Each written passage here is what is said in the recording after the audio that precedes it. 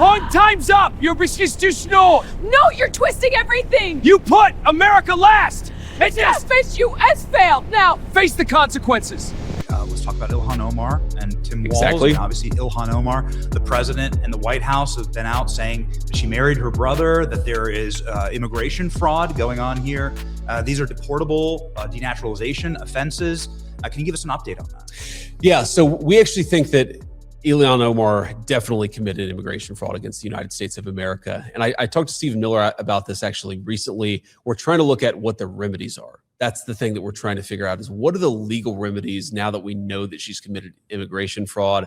How do you go after her? How do you investigate her? How do you actually do the thing? How do you build the case necessary to get some justice for the American people? There's a related issue, Benny, which is she has been at the center of a lot of the worst fraudsters in the Somalian community. So do I know that Illhan Omar was aware that the Quality Leering Center was defrauding the American people?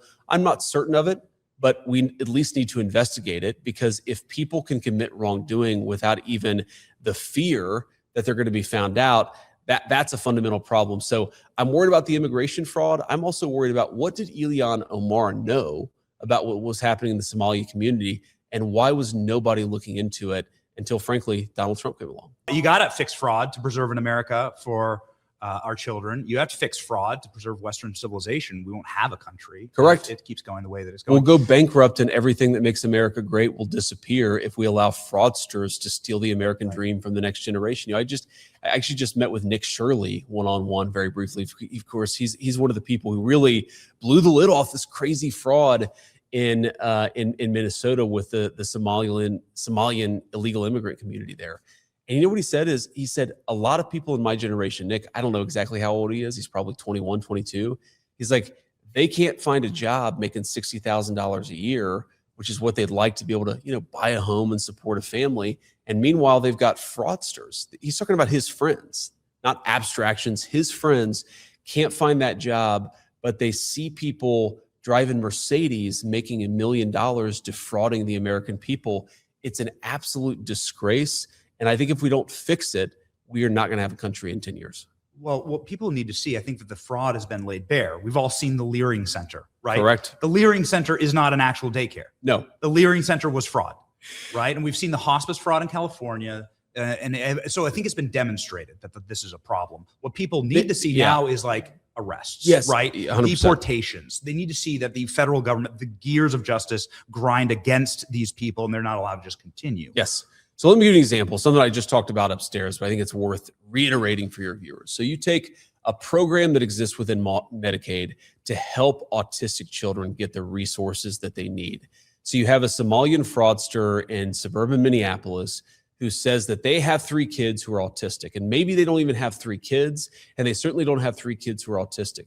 So it takes money away from the American citizens who need these services. It defrauds the taxpayer. And you're absolutely right that the thing that we need to do is get real justice. So, something I learned just the past couple of months, I had no idea that we do not prosecute fraud in this country if it's under $1.5 million per year.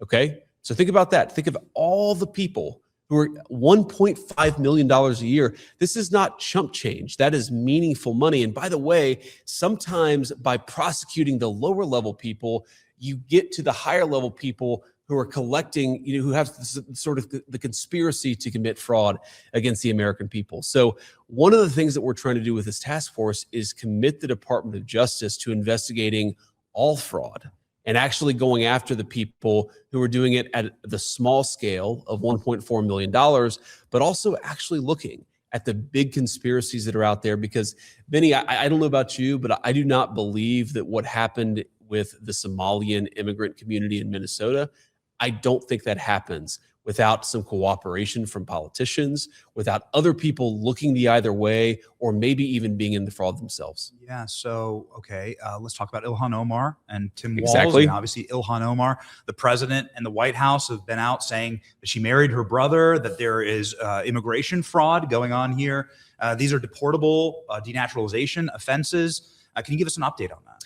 Yeah. So we actually think that Illhan Omar definitely committed immigration fraud against the United States of America. And I talked to Stephen Miller about this actually recently. We're trying to look at what the remedies are. That's the thing that we're trying to figure out is what are the legal remedies now that we know that she's committed immigration fraud? How do you go after her? How do you investigate her? How do you actually do the thing? How do you build the case necessary to get some justice for the American people? There's a related issue, Benny, which is she has been at the center of a lot of the worst fraudsters in the Somalian community. So do I know that Illhan Omar was aware that the Quality Leering Center was defrauding the American people? I'm not certain of it, but we at least need to investigate it, because if people can commit wrongdoing without even the fear that they're going to be found out, that's a fundamental problem. So I'm worried about the immigration fraud. I'm also worried about what did Illhan Omar know about what was happening in the Somali community, and why was nobody looking into it until, frankly, Donald Trump came along. Yeah, that's right. What about, your friend, Tim Walz? I mean, you guys shared a wonderful moment on the debate stage together. I do feel very bad for Tim Walz because of what happened in the October 2024 debate. But unfortunately, we're going to have to maybe kick him again a little bit, because, again, look, I don't know. To be clear, I don't know what Tim Walz knew about the fraud that was happening in Minneapolis. But what I do know is that the Department of Justice is now going to look into it. We're now going to investigate it. And if he committed a crime, we're absolutely going to prosecute it. Yeah, same with Gavin Newsom in California. There's a lot going on there. Same with Gavin Newsom. Same with a lot of folks. Voter fraud in California, hospice fraud. What about the voter fraud? Them like just using fictitious names, paying people for votes. Perhaps you've seen this? We've seen this. We've also, look, California is the state that is most ripe for voter fraud, because they will literally prosecute you if you ask for voter ID. And this is one of the reasons why, Benny, to bring in another subject, this is why the Senate has to grow a spine and pass the Save America Act. Because when you allow people to cast a ballot and you don't even check their ID, in fact, you prosecute somebody at the polling booth who would check their ID, you necessarily invite fraud. And my favorite response on this, Benny, from people is when they say that, well, voter fraud doesn't happen that often. Yes. Two problems. Number one, not that often is still too much voter fraud in the United States of America. The right amount of voter fraud is actually zero. And number two is, if voter fraud doesn't happen that often, then why are you guys so dedicated to stopping our anti-fraud efforts? In other words, why do you care so much? And the reason they care so much is because they know that fraud happens in both our voting system, but also our welfare system way more often than they let on. You were in the Senate. You worked with some of these senators who refused to support the SAVE Act, like Mitch McConnell, Murkowski.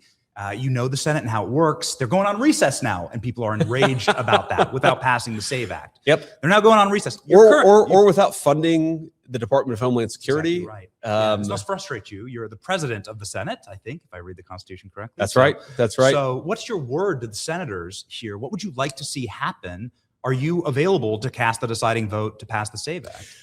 Absolutely. I am available whenever they would like to pass it. The problem is we actually do not have 50 senators, not who would vote for the SAVE Act, but who would overrule the filibuster. That's something that a majority of the Senate, you need 50 senators plus me, and I'm certainly on board, 50 senators to actually overrule this archaic rule and pass the Save America Act. Now here, Benny, this is the thing that I find so absurd about this. If you remember, Kyrsten Sinema and Joe Manchin, two people I didn't always agree with politically, moderate Democrats, but very good people. They are the people who saved the filibuster when the Democrats were in control of the Senate just a couple of years ago. What happened to them? They were tarred and feathered by the far left. They were ran out of town. So when Mitch McConnell and Lisa Murkowski say, well, we need to protect the filibuster because the Democrats, they're not going to do it, so we shouldn't do it either. The Democrats ruined the career of Kyrsten Sinema for not overruling the filibuster. They're going to do it. So we might as well do it now to enforce the protection of the American electoral system. It's the dumbest political argument I've ever seen. I promise you, Benny, I would bet every dollar that I own that the next time the Democrats have control of the Senate, they will break the filibuster, pack the Supreme Court, and destroy this country.